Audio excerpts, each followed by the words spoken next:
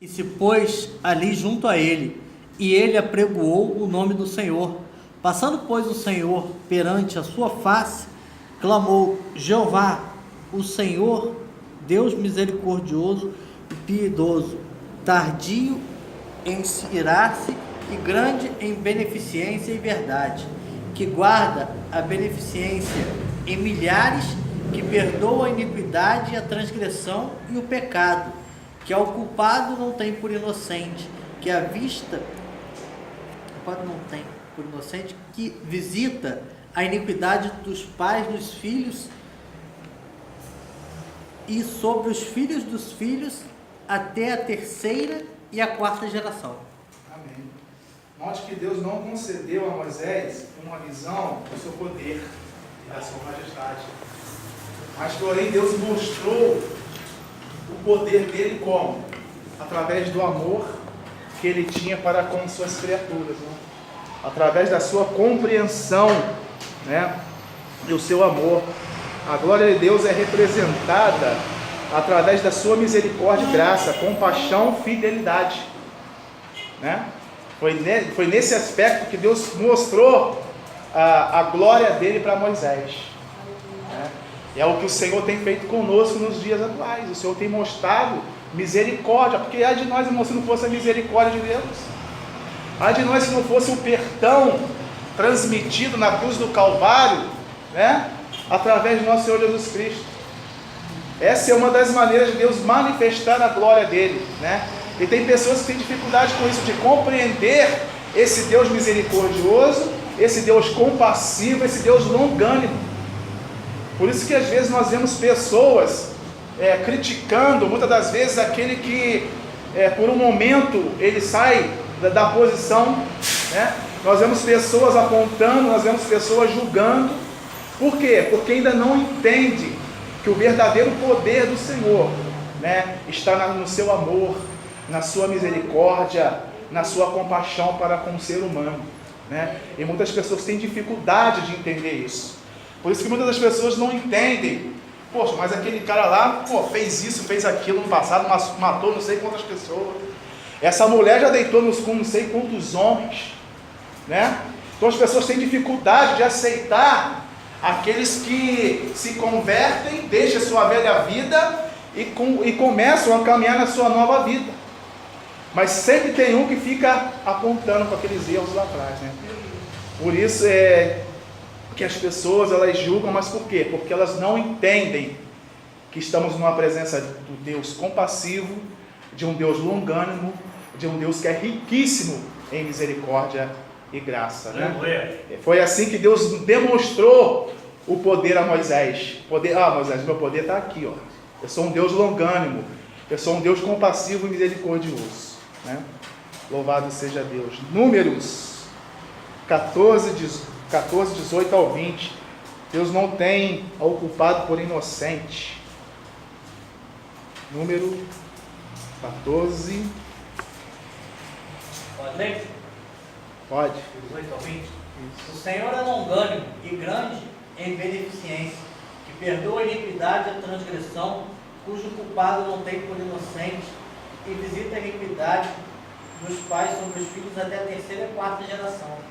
Perdoa, pois, a iniquidade deste povo, segundo a grandeza da tua benignidade, e como também perdoaste a este povo desde a terra do Egito até aqui. E diz o Senhor, conforme a tua palavra lhe perdoei. Então, Moisés aqui, né, suplicando a Deus que perdoasse o povo. O pedido de Moisés revelava as características de Deus. 1, ele é imensamente paciente. 2, podemos sempre contar com seu amor. 3, ele perdoa inúmeras vezes. E 4, misericordioso, ouve e responde às nossas perguntas. Deus nunca mudou, assim como Moisés. Podemos descansar no amor eterno, né? Então Deus ele está sempre com a sua mão estendida, sempre entendendo também o lado do homem, o lado do ser humano, né? Aleluia. Gálatas 6, 7. Pode. Reis, Deus não se deixa escarnecer, porque tudo que o homem semear, sem parar. Olha só, né? Seria maravilhoso, né, irmãos? A gente ficaria surpreso se a gente plantasse milho e colhesse abóboras, né?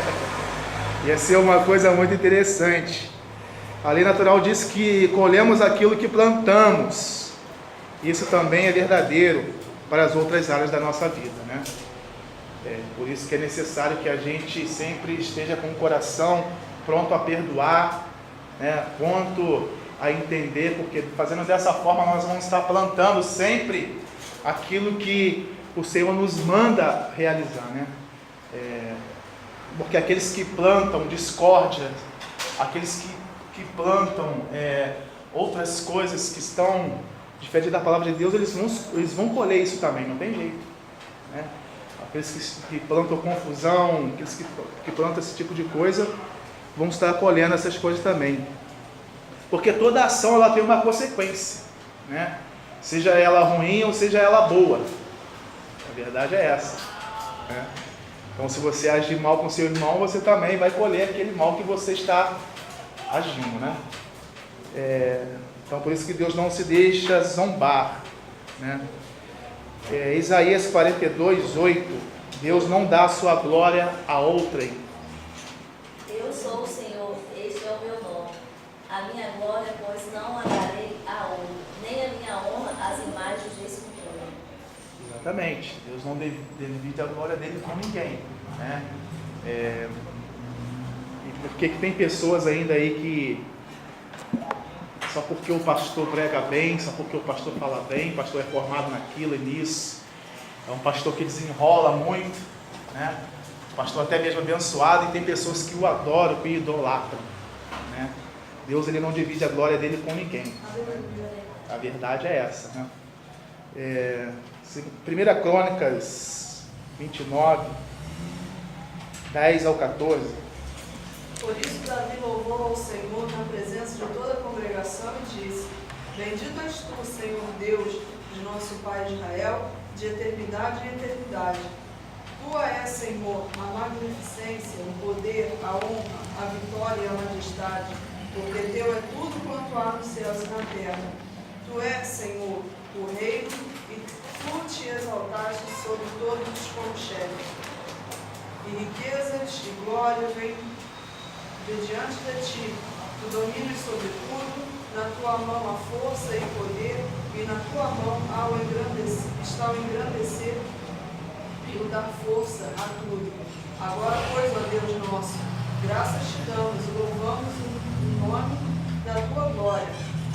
Porque quem sou eu e quem é o meu povo, para que pudéssemos oferecer voluntariamente coisas semelhantes, porque tudo vem de ti e do que é teu, tu damos. Amém. Então Davi reconhecendo aí a soberania, né? E ele dizendo que o Senhor é Deus sobre as nações, sobre tudo, né? Essa confiança que Davi tinha, essa declaração foi muito importante para que Davi entendesse que o Senhor estava no controle da sua vida, da sua história. E a mesma coisa nós podemos também declarar dessa forma, né, irmãos? Que o Senhor, Ele sempre sabe de tudo, Ele já conhece o nosso futuro, né? Louvado seja o nome do Senhor. Vamos para a leitura bíblica em classe.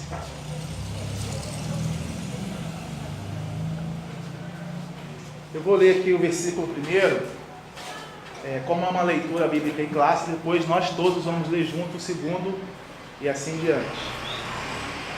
O rei Belsazar deu um grande banquete a 1000 dos seus grandes e bebeu vinho na presença dos 1000.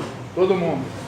E havendo Belsazar provado o vinho, mandou trazer os utensílios de ouro e de prata que Nabucodonosor, seu pai, tinha tirado do templo que estava em Jerusalém, para que bebessem eles o rei e seus grandes e as suas mulheres concubinas.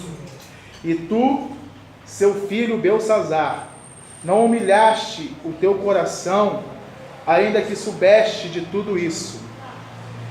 e te levantaram contra o Senhor dos céus, pois foram trazidos os utensílios da casa dele perante ti, e tu e teus grandes e as tuas mulheres e as tuas concubinas bebeste vinho neles. Além disso, deste louvores ao Deus de prata, de ouro, de cobre, de ferro, de madeira e de pedra, que não veem, não ouvem, nem sabem a Deus, em cuja mão está a tua vida, e todos os teus caminhos a Ele não glorificaste. Então dele foi enviado aquela parte da mão, e escreveu-se esta escritura. Esta, pois, é a escritura que se escreveu. Mene, mene, tekel parsim. Esta é a interpretação daquilo. Mene, contou Deus o teu reino e o acabou. Tekel, passado foste na balança e foste assado em falta. Pérez, dividido foi o teu reino e deu-se aos medos e aos persas. Então mandou Belsazar que vestisse Daniel de púrpura e que lhe pusesse uma cadeira de ouro ao pescoço, proclamasse a respeito dele que havia de ser o terceiro dominador do reino.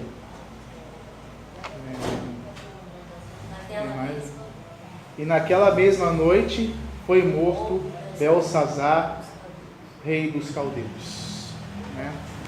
Então nós vemos aqui que esse homem, ele pagou um alto preço, né, irmãos? Porque não deu glória ao Senhor. E o mais duro é que ele, quando foi levantado, ele já sabia daquilo que tinha ocorrido com o rei Nabucodonosor, né?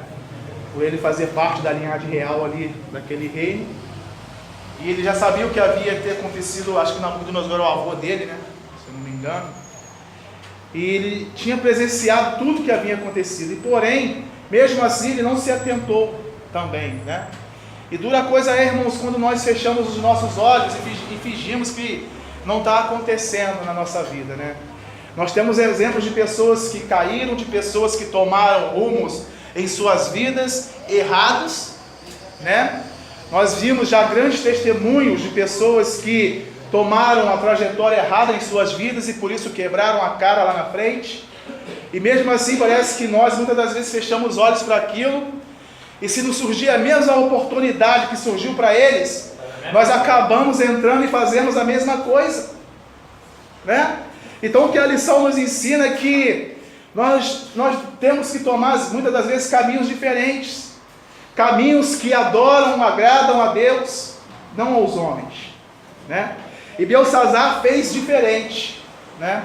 Ele resolveu seguir caminho dos seus antepassados, né? Daqueles que se não voltaram para Deus, daqueles que fizeram tudo ao contrário a qual o Senhor determinava, né? E ficam grandes exemplos para nós nessa noite, né? De que a nossa trajetória e a nossa vida, ela tem que estar primeiramente direcionada pelo Espírito Santo de Deus, né? Nós temos que segui-lo, nós temos que adorá-lo, não fazer como Belsazar fez, né? Pegar aquelas coisas consagradas ao Senhor e chegar a usar de qualquer maneira, de qualquer forma, não, né? É uma preocupação muito grande para nós, né? Aquilo que está dentro da casa do Senhor, nós temos que ter essa preocupação. O que nós estamos fazendo com as finanças que têm entrado, né? O que nós estamos fazendo com os instrumentos que são consagrados ao Senhor, né? Eu já tive a oportunidade de estar em igreja, irmãos, que só por o cara saber tocar mais ou menos, é um cara que tocava em secular aí, o cara chegava na igreja, pegava o instrumento, irmão, e tocava e não queria nem saber, entendeu? Isso é um tipo de coisa que não pode acontecer dentro da casa do Senhor, né? Primeiro nós temos um instrumento que é consagrado ao Senhor, ele é direcionado para a adoração e louvor do único Deus, né? E não pode ser usado de qualquer maneira, sem nenhum propósito, né? Tudo tem um propósito, e o Beltesazar não entendia isso, né? A palavra de Deus diz que ele pegou os utensílios sagrados, né? Não se importando de quem era, para quem era, da onde vinha, porém ele sabia que era de Jerusalém, que era do povo judeu, que era do Deus vivo, Deus eterno. Porém ele não se atentou para isso, não quis nem saber, porque ele queria satisfazer o seu ego, ele queria satisfazer a sua vontade carnal, né, de encher ali aqueles cálices, aquelas taças de ouro que vieram da casa de Deus, né, e usar da sua maneira, da sua forma, né? E o que me chama a atenção é que ele nem se importou por isso, que ele nem se atentou para isso, né? E ainda ele fez ainda algo pior, que ali naquele momento ele deu adoração a outros deuses estranhos. Aí que a ira de Deus se acendeu contra ele, né? E ele ali naquele momento, naquela festa, naquele banquete ali carnal, naquele banquete ali mundano, o Senhor resolve dar uma experiência para ele escrevendo, né? Tekel, tekel, persim, persim, como diz aqui a palavra, né? E ali o Senhor escreve isso. Ó, se não me engano, acho que está aqui no... Onde está os escritos mesmo? Aqui no 24, 5:24, né, diz: então dele foi enviado aquela parte de mão, Daniel falando, né? E escreveu essa escritura. Está, pois, é a escritura que se escreveu, Menel, Menel, Tekel, Parsim. Esta é a interpretação daquilo. Menel, contou Deus o teu reino e acabou. Tekel, pesado foste na balança e foste achado em falta, né? E Persim, dividido foi o teu reino e deu-se aos medos e aos persas. Então naquela mesma noite, por ele não ter reconhecido ao Senhor na sua vida, por ele não ter dado glórias a Deus, o Deus vivo, ele pagou um alto preço, né? E nós podemos deduzir que vai acontecer da mesma forma por aqueles que não reconhecem o Senhor Jesus, por aqueles que não dão glória ao Senhor Jesus, né? Aqui diz que ele foi pesado em uma balança. Lá em Mateus diz que nós somos medidos por o que falamos, né? Então também para cada um de nós naquele grande dia vai haver uma balança. Nós vamos ser pesados, irmãos. As nossas atitudes, aquilo que falamos, a obra que praticamos, tudo vai ser pesado em uma balança. Por isso que nós não temos o direito, Deus não nos deu esse direito de julgar as pessoas. Deus não nos constituiu juízes, aleluia, né? Não nos constituiu juízes para estar julgando. Quem faz o julgamento é Ele, né? Naquele grande dia tudo vai ser pesado, né? Inclusive as nossas atitudes, e foi dessa forma que o Senhor falou com Beltesazar, né? E ali naquela mesma noite ele veio a perecer, ele veio a perder o seu reino, né? Vamos lá para a nossa introdução.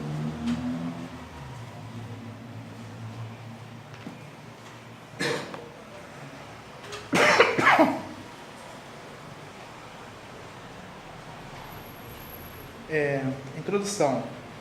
A lição dessa semana mostra mais uma vez a soberania divina após a morte de Nabucodonosor em 562 a.C. Merodach e o seu filho sucedeu ao seu trono Babilônia.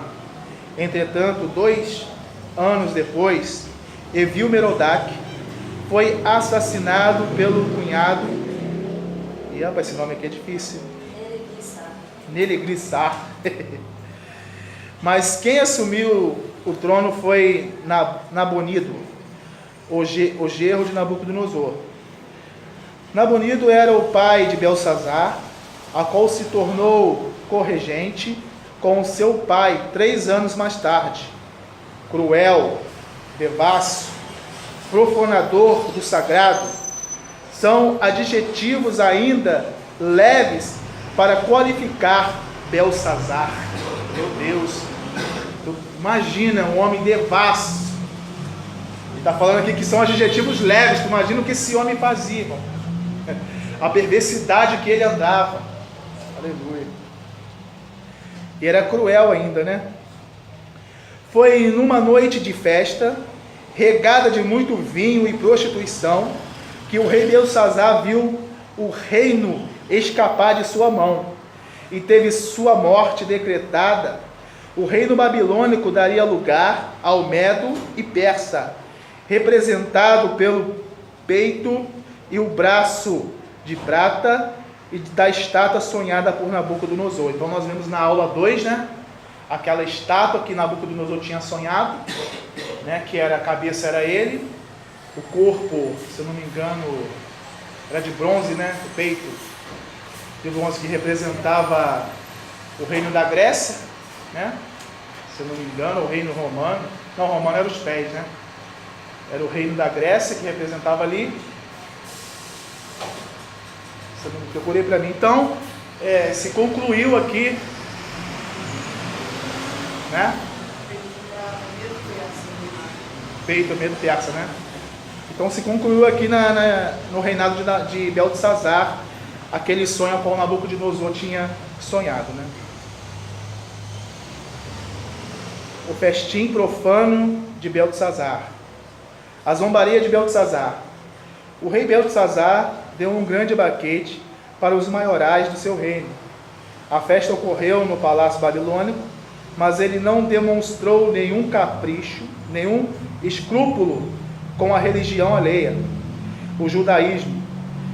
Embriagado, o rei mandou vir os utensílios sagrados do templo de Jerusalém, trazido como espólio de guerra por seu avô Nabucodonosor, para serem usados no banquete por ele oferecido. O homem corrupto e prostitutas profanariam o sagrado. Uma orgia com o que era o santo. Beltesazar foi longe demais, pois para satisfazer os seus instintos baixos, frívolos e profanos, escarneceu do Deus de Israel e de seu povo, né? Nós vemos aqui em Gálatas 5, 7, que o Senhor não se deixa escarnecer, né? E nós vemos aí ímpios que muitas das vezes você vai falar do Senhor Jesus para ele, você vai falar de Deus para ele, e ele fala que o Deus dele é o dinheiro, né? Que o Deus dele é a riqueza, ou seja, ele está profanando ao Senhor, né? Ele está escarnecendo do Deus que o criou, do Deus que o formou, né? A insensatez e a crueldade autocrata de Beltesazar.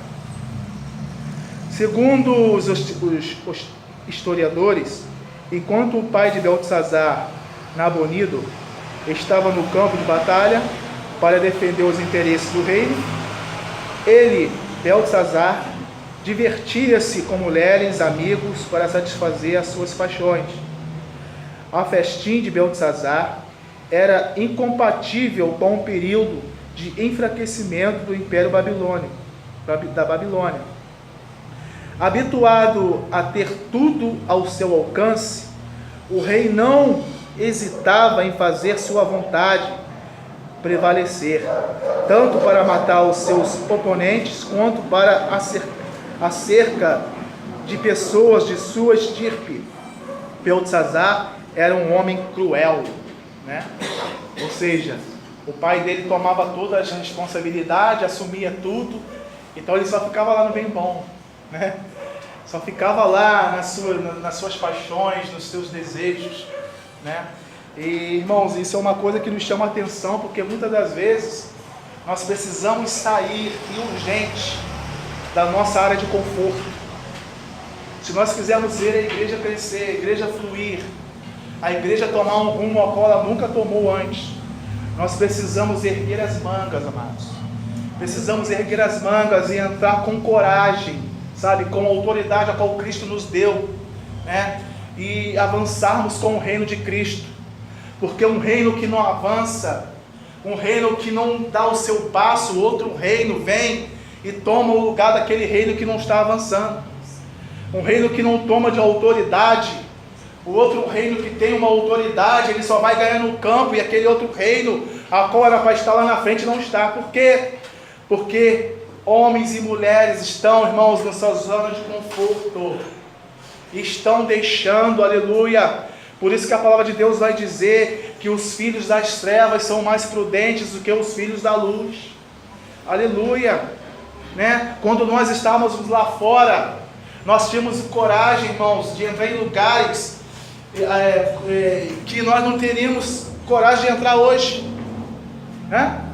Nós fazíamos coisas que às vezes fugem até do nosso entendimento, e nós precisamos acordar e atentar para isso, sabe?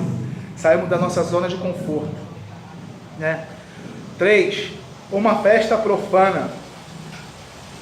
A despeito da grandeza e da opulência imperial, a festa oferecida por Belsazar é dedicada aos maiorais do reino, e era um festejo degenerado, pois ia desde a bebedeiras, as orgias com homens e mulheres, onde luxúria, a riqueza e a ostentação predominam, há prazeres pervertidos e maldades.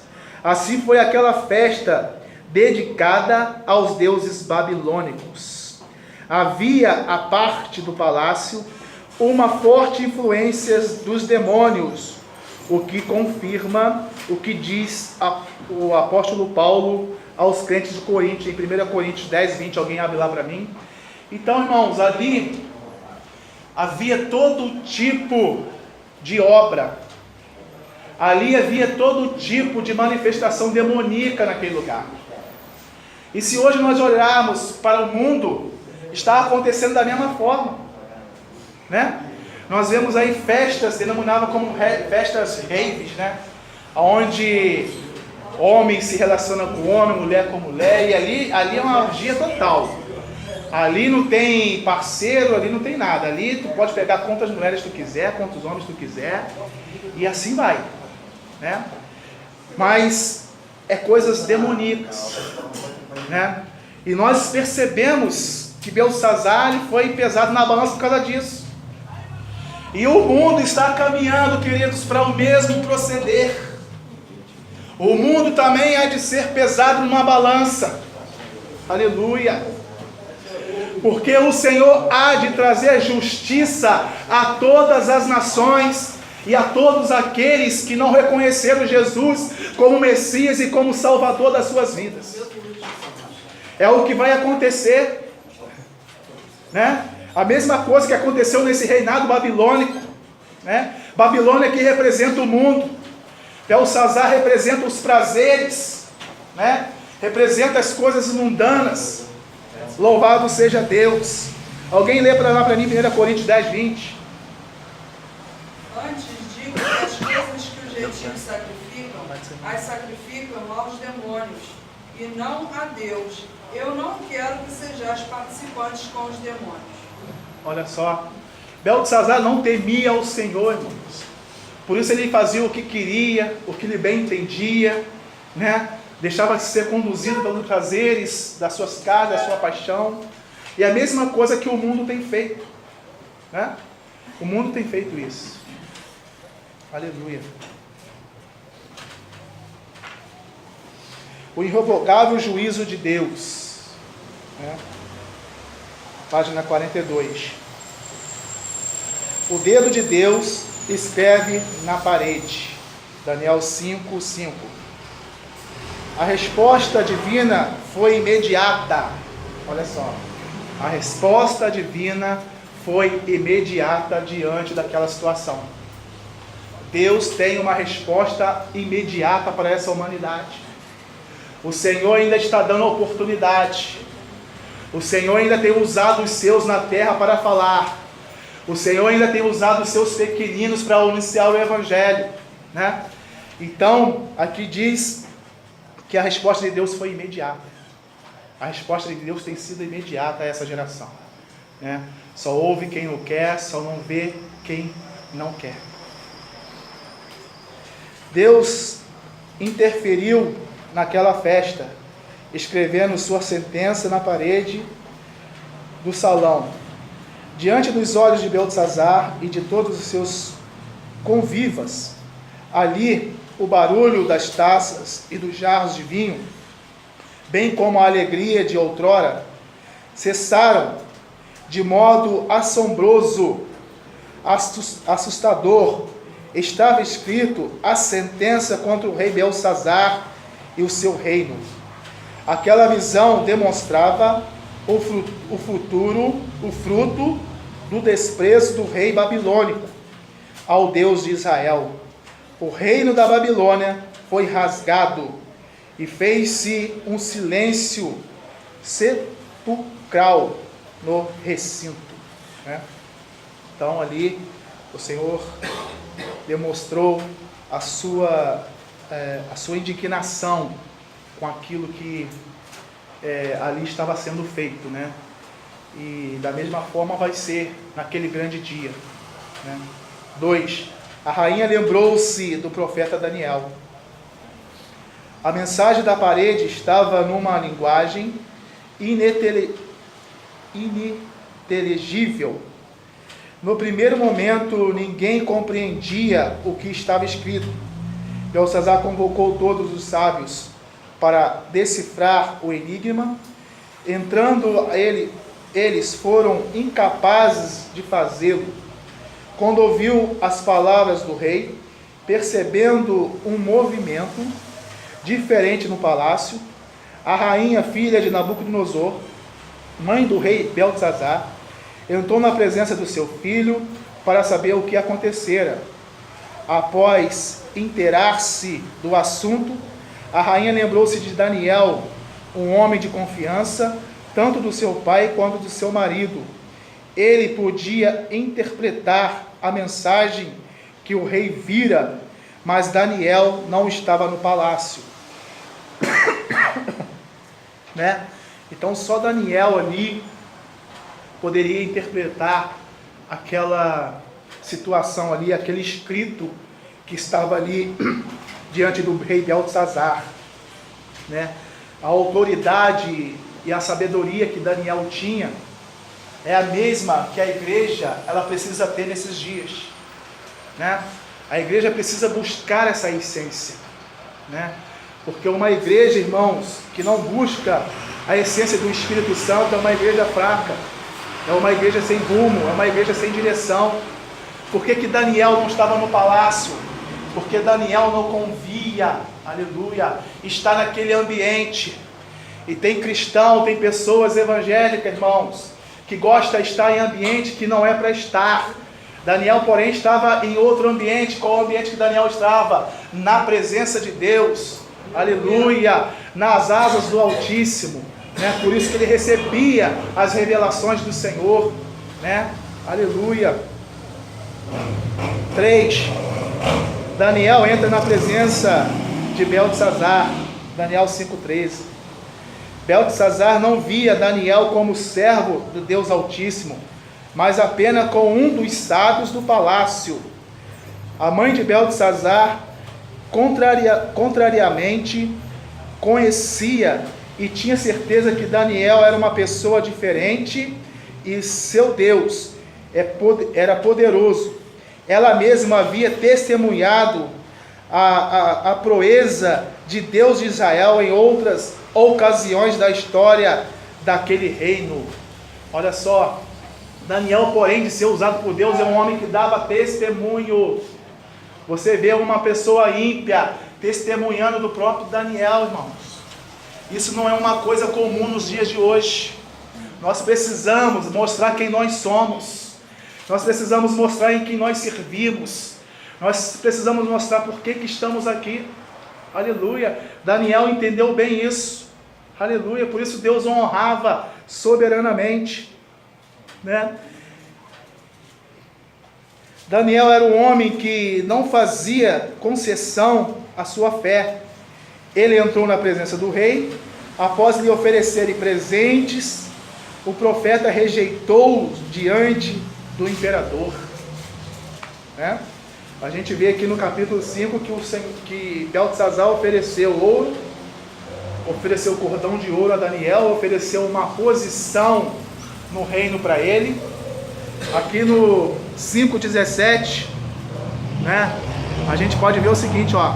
Então respondeu Daniel e disse na presença do rei: as tuas dádivas fique contigo, e dá aos teus presentes a outro. Todavia lerei o rei, ó rei, a escritura, e lhe farei saber a interpretação. Então Daniel não deixava se vender, irmão. Aleluia. Era um homem que não se corrompia com riquezas. Se é no dia de hoje, irmão, aleluia. Há profetas aí que cobram para ir na casa de pessoas. Há profetas aí se vendendo por pouco, sendo que ele tem muita coisa para ganhar com o Senhor, não com o homem. Então Daniel era um homem que não se vendia. Onde eu parei?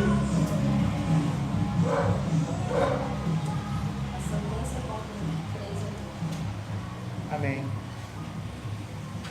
A sentença contra Beltesazar. Né? Os sábios não decifraram a palavra escrita na parede.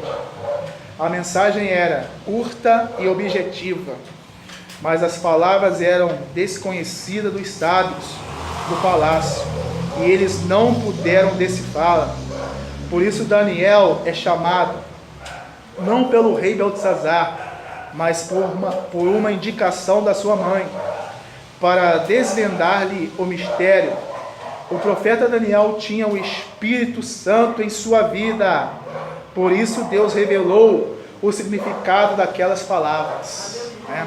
Você tem o Espírito Santo na tua vida, meu irmão, minha irmã? Aleluia! Então você tem a revelação de Deus na tua vida.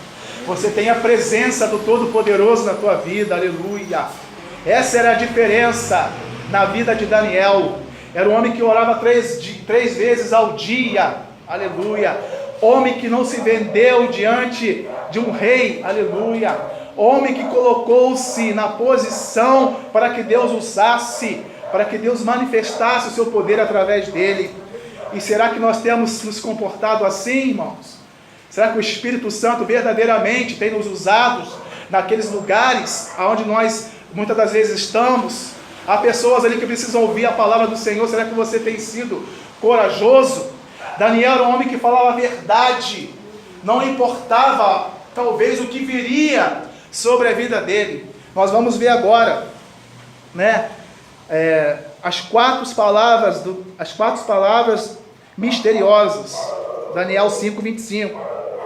As palavras escritas na parede não foram interpretadas pelos sábios do império. Estes não achavam o sentido dela. Porém, sem medo e seguro, Daniel as interpretou. As duas primeiras palavras estavam repetidas. Mene, mene.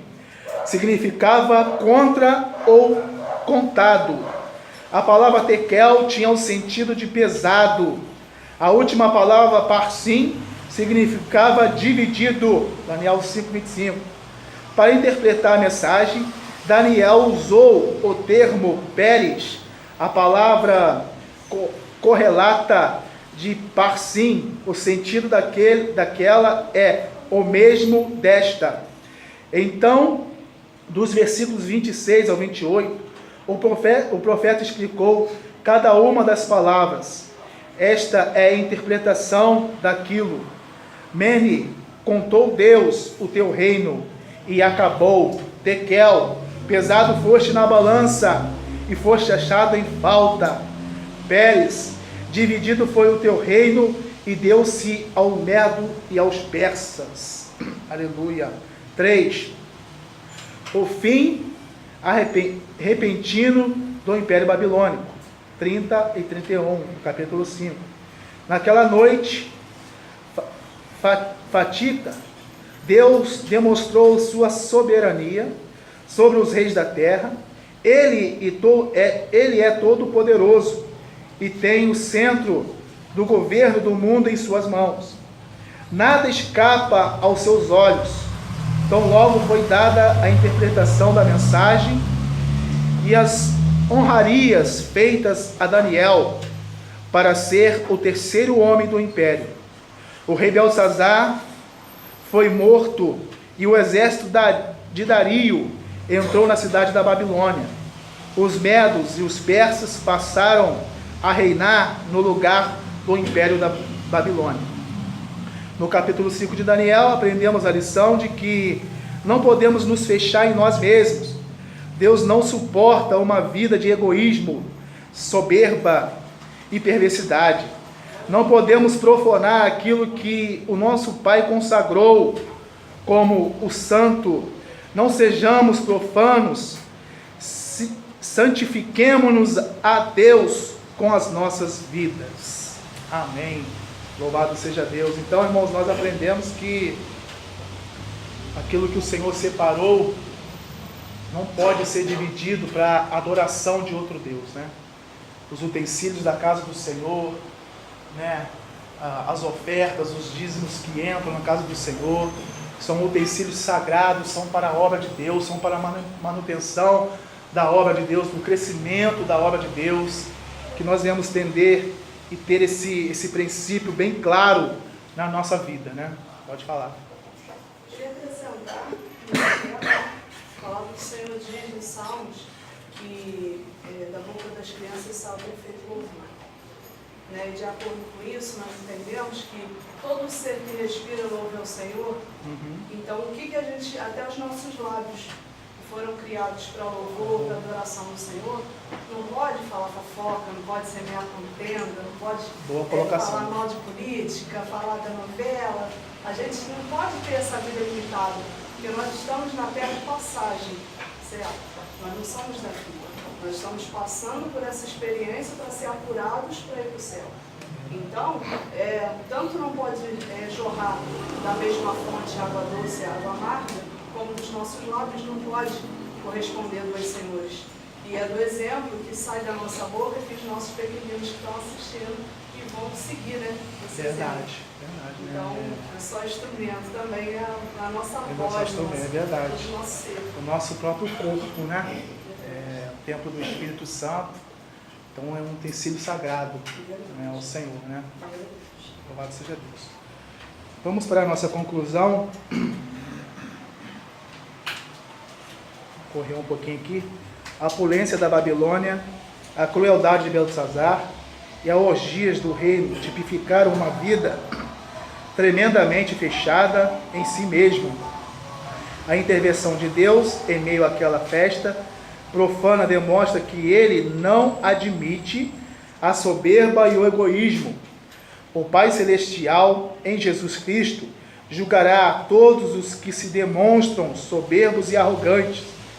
A queda do Império Babilônico é uma lição para todos nós. Um dia quando da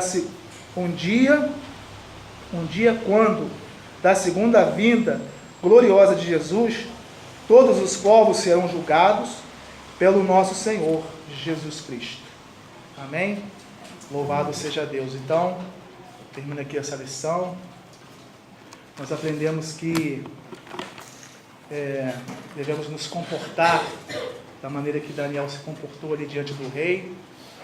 Mesmo que a gente esteja diante de uma autoridade, diante de alguém que aparentemente pode ser maior do que nós, né?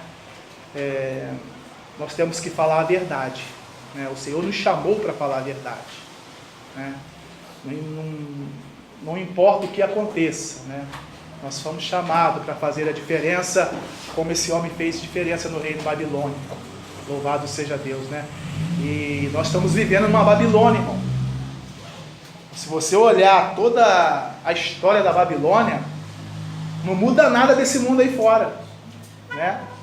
Debaixo de tirania, de homens maus, de homens que escravizaram povos, que escravizaram pessoas. Nós tiramos o exemplo de Nabucodonosor. Nabucodonosor é representado por Satanás, né? Satanás tem escravizado muitas vidas aí fora, irmãos. E quantos Daniéis tem aqui nessa noite? Aleluia. Quantos Daniéis o Senhor escolheu para estar nesse mundo? para estar nessa Babilônia para fazer a diferença. Aleluia. Eu e você somos os Daniéis que o Senhor tem chamado. Aleluia. Então não importa o que aconteça, nós vamos falar a verdade, né? E talvez você tenha pensado, poxa, mas eu nem sei ainda interpretar a Bíblia. Só faça a tua parte, irmão. Só ore ao Senhor, só adore Ele. Porque sabe o que Jesus falou? Que quando vocês forem apresentados diante de governadores, diante de pessoas que vão ter autoridade acima de vocês, não se preocupe, porque o Espírito Santo vai colocar na vossa boca aquilo que vocês devem falar. Aleluia. Aleluia. É por aí, irmão. Amém? Vamos orar, vamos agradecer a Deus. Pastor Gilson está orando nesse momento.